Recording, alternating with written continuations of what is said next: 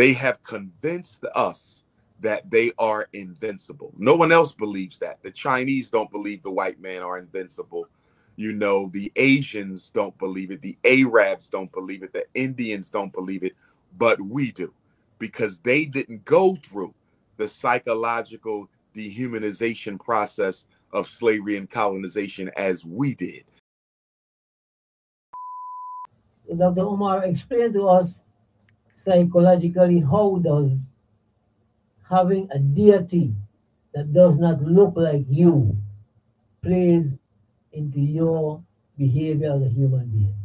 Well, I would say that the European Christ image has probably been the greatest tool towards the psychological colonization of African people. Because as I travel the world, that is one of the constant relics of European culture that I find almost everywhere I go, whether it's the Caribbean islands, throughout the continent of Africa, whether it's Europe, whether it's here in the States. The white image of God, and the fact that Black people are still comfortable having it. See, that's the greater issue. Why are we still so comfortable having the white image of the Creator in our homes, in front of our children, at the church? If you are content with a white image of God, you are also content with a white oppressor. You cannot love God in white flesh and be opposed to a white oppressor in European flesh. So that symbol, that white Jesus, is a good indicator of the political consciousness that the person has who owns that picture. It's like if you're looking for a wife, if you're dealing with a woman who's okay with a white image of Christ, that definitely cannot be the wife for you, the husband for you. Anybody comfortable with their enemy standing in and substituting for their deity is completely comfortable with white supremacy and domination. And let us be clear, the psychological domination of African people has been greater. It has been a greater Holocaust than any other aspect of our experience under white power. The psychological domination was worse than the physical. It was worse than the slavery. It's worse than the economic Holocaust, the cultural Holocaust, the intellectual Holocaust. Because when someone controls the thinking, they automatically control the feeling and they automatically control the behavior. Dr. Carter G. Woodson, who was a colleague of the most honorable Marcus Messiah Garvey, Dr. Woodson in Miseducation of the Negro, which was published while Mr. Garvey was in prison. In that book, Dr. Woodson says, when you control a man's mind, you don't have to worry about his thoughts, and you definitely don't have to worry about his actions. You don't have to tell him he's not welcomed. He will automatically remove himself from the table without being told. You don't have to send him to the back door. He will go to the back door on his own. And when he gets to the back, if there is no door, he will make a door to walk out of it, because such has been the conditioning of his mind. Marcus Garvey said, don't take the kinks out of your hair, take the kinks out of your mind. He said, if you free the minds of men, ultimately you free the bodies of men. And we are not even beginning to touch the surface of the liberation of African consciousness until we start educating Black children. Because as my ancestor Frederick Douglass said, it is better to raise strong children than it is to repair broken men.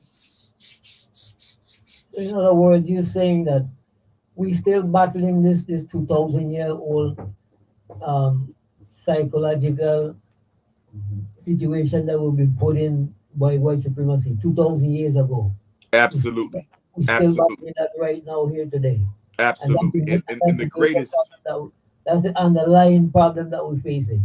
yes, and the greatest achievement, psychological achievement of racism to this very date is it has convinced Black people that white people are invincible. That is the greatest achievement of white supremacy. They have convinced us that they are invincible. No one else believes that. The Chinese don't believe the white man are invincible. The Asians don't believe it. The Arabs don't believe it. The Indians don't believe it.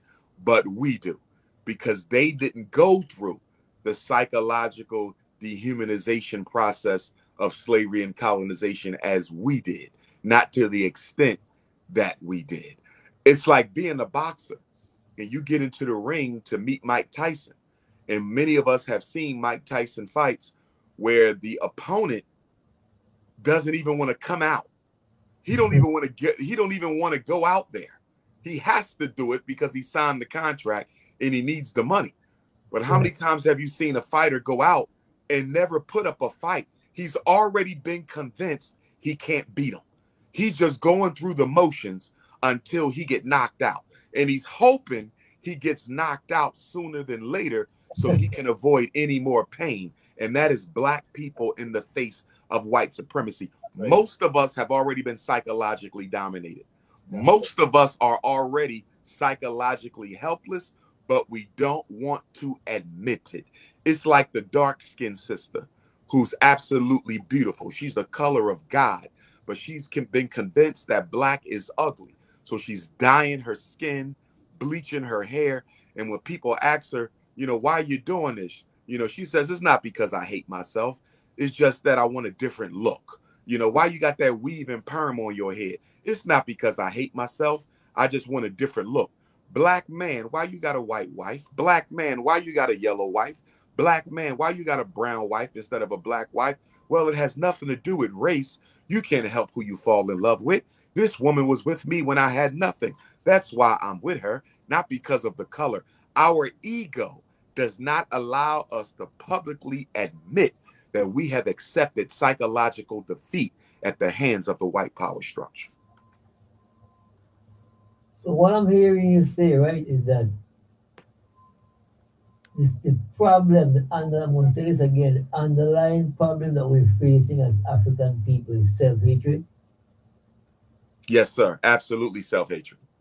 It is absolutely self-hatred. It is the internalization of European attitudes about African people.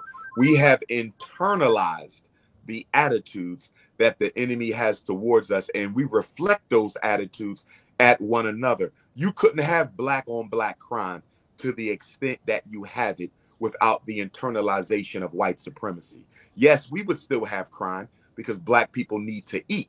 Okay, black people need clothing, they need food, they need shelter, and we're not being provided for. So there would still be crime, but that crime is being intensified because it takes place within an environment of collective self-hatred. You see, right here in St. Clair, we would have two gas stations, one owned by a black individual and one owned by a Middle Easterner. And you can bet and show that a black man would rob that black gas station before he would go and rob the Middle Eastern gas station. And that's a fact here in the Virgin Islands. It's sad, but we've been taught that the European ice is colder. And the only way you change this is through the children. Right. Because the children are the only population in our community that are dependent on us.